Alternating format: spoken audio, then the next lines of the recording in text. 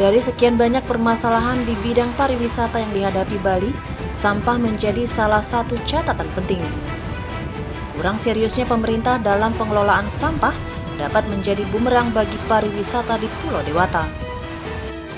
Pemerintah terus berjibaku dengan permasalahan pengelolaan sampah, khususnya sampah plastik, dengan menerbitkan sejumlah regulasi. Namun kebijakan tersebut berakhir stagnan karena pemerintah belum serius menyentuh akar permasalahan, yakni mental dan perilaku masyarakat.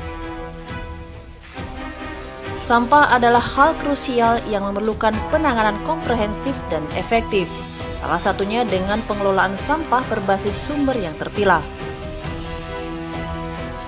Sampah juga akan terus bertumbuh seiring bertambahnya kebutuhan masyarakat.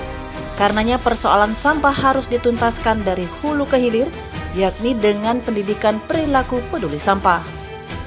Selain itu, pemerintah juga harus mampu mengimplementasikan regulasi yang telah dibuat dengan penerapan sanksi-sanksi tegas.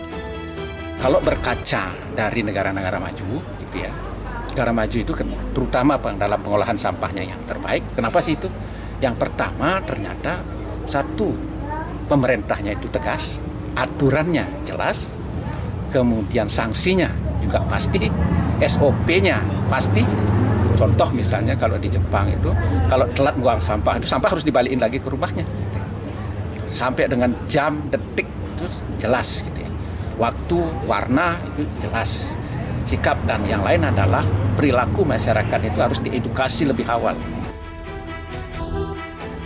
Upaya Pemprov Bali dalam pengelolaan sampah yang terbaru tertuang dalam Surat Edaran Gubernur Bali Nomor 9 Tahun 2025 yang salah satunya mengatur terkait larangan penjualan air minum dalam kemasan di bawah 1 liter.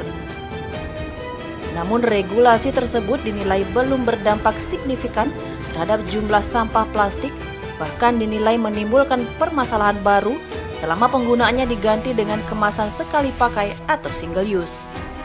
Beberapa bulan kebijakan SE itu saya lihat tren di yang masuk ke bank sampah itu masih belum berkurang, masih tetap stabil. Dan kemudian di masyarakat itu diganti dengan paper cup. Nah ini tidak bisa didaur ulang, tidak diterima di bank sampah paper cup. Berarti itu tidak menyelesaikan masalah ya Bu ya? Tidak, kalau digantinya dengan single use.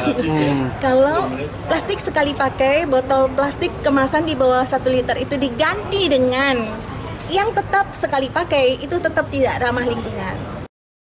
Ini kan regulasi dari pemerintah, mungkin saya tidak begitu tahu kenapa botol kemasan di bawah 1 liter yang dilarang. Sebenarnya bukan itu yang perlu dilarang, tapi perilaku yang perlu dirubah.